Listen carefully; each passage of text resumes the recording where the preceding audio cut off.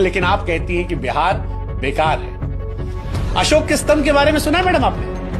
भारतीय उपमहाद्वीपों में फैले अखंड स्तंभों में से श्रृंखला है जिसे सम्राट अशोक ने बनवाया था, और ये उसी बिहार में है, उसी बिहार में जिसके बारे में आप कह रही थी कि सिविक सेंस नहीं है। मैडम ये बिहार ही है जिसकी संस्कृति का लोहा पूरी दुनिया मानती है।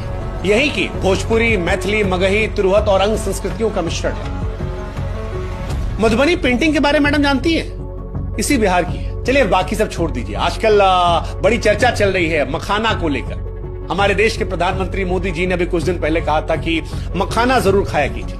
मैडम क्या आप जानती हैं कि सबसे ज्यादा मखाना जो है वो बिहार में होता है और पूरी दुनिया में यहीं से जाता है? चले मखाना ना सही, लीची तो खाई होगी ना, बड़ी मीठी होती है। थोड़ी सी जबान भी आपकी होती तो शायद बढ़िया होता, लेकिन लीची भी इसी बिहार से सबसे ज्यादा होती है।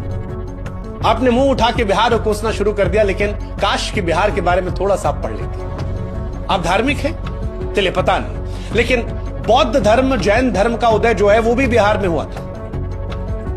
दुनिया में जब भी शांति का पाठ पढ़ाया जाता है तो गौतम बुद्ध का नाम आता है। क्या आप जानती हैं मैडम कि गौतम बुद्ध जी को ज्ञान की प्राप्ति इसी बिहार के बोधगया में हुई थी। महावीर स्वामी जैन धर्म के 24वें तीर्थकर भी इसी बिहार के वैशाली जिला में पैदा हुए थे। यानी बिहार जो है मैडम वो बौद्ध और जैन धर्म, लेकिन आप कहती हैं कि बिहार बेकार है।